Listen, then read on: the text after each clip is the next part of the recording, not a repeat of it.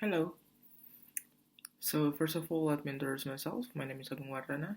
This is the third video that I made for the assignment from Theory International Political Relations from Davut Aslan, and I'm from Indonesia. And now I will explain you about constructivism theory. Constructivism. What is meant by constructivism? The term refers to the idea that learners construct knowledge from themselves. Each learner, each learner, it means individually and socially construct meaning as he or she learns. Constructing meaning is learning.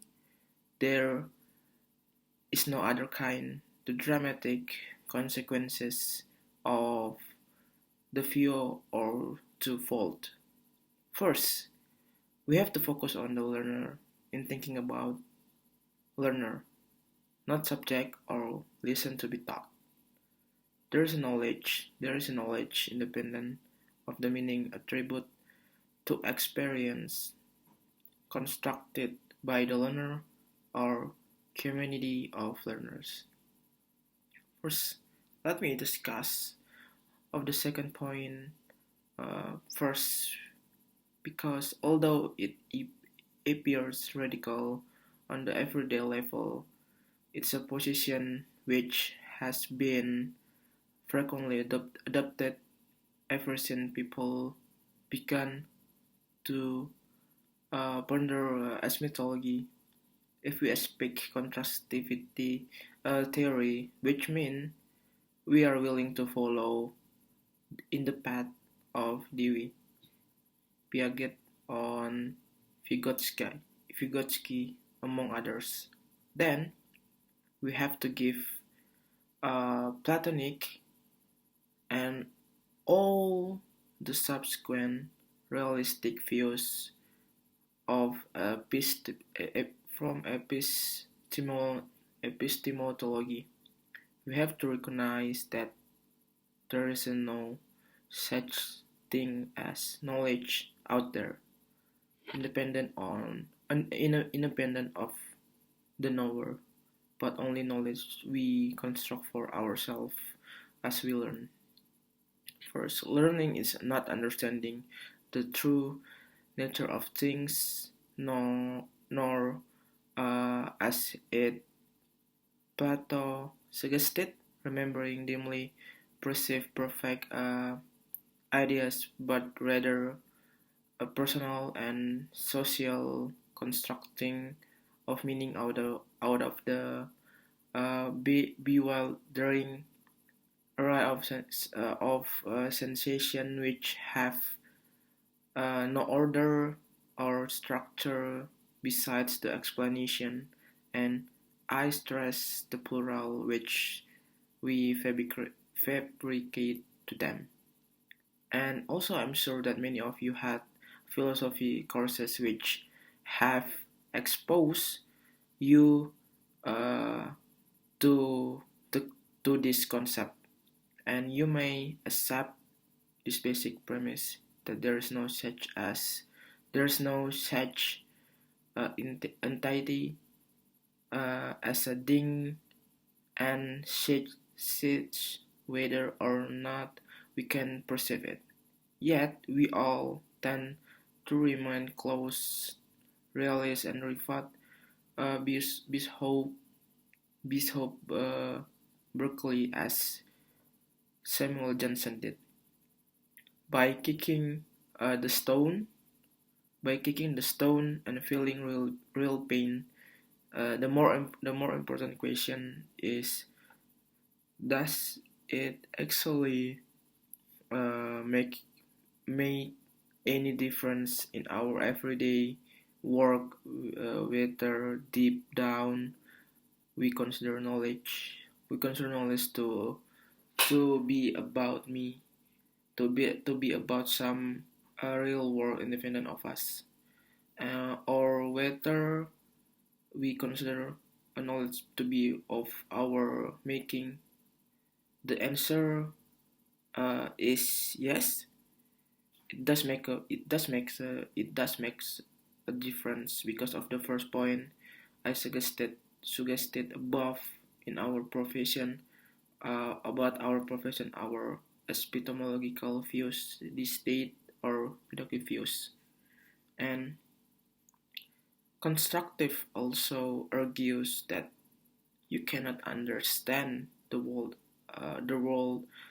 as a set clearly defined cause and effect relationship.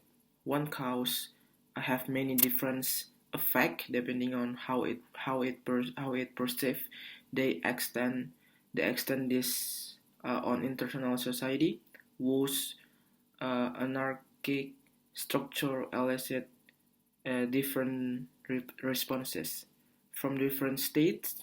Some bunker down and start arming themselves against potential threats. Others and others join collectivity security games, hoping for strength and stability in numbers.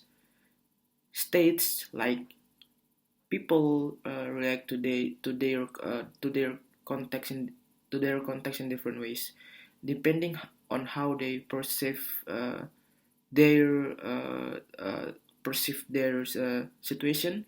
Some do so through isolation, and others through engagement.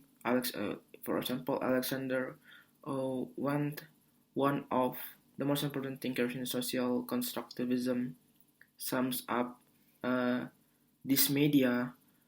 This media is a it's this media sum up this the simple statement: anarchy is what state make of it. And constructivists argue that the internal society in which we live is not objectively fixed. Instead, they see internal society as a product of the social contraction of reality. This means that aspect of internal relation, like anarchy, sovereignty, regimes, and security dilemma, are products of human action. The social fact depend on human interaction to make them real. As a result, social constructivists assume that humans are more than rational computers that react that react to the world we find around them. We create and reproduce the societies we inhabit, and we can choose to change them if our perception of reality changes. It is socially constructed by our perceptions of the world in which we live. And I have some the main principles of constructivism. First, knowledge is actively constructed. Second, learning is an individual and social process. And three, learning is an organizational process. Fourth, learning is based on personal experiences. And fifth is the concept of reality is based on an individual perception per interpretation. And six, the last is motivation is the key to learning. And that's it. The explanation about constructivism that I can explain to you guys. Uh, I hope you can I hope you can understand what I'm saying, and I'm trying to explain my knowledge about constructivism to you guys, especially for professor. And thank you for watching.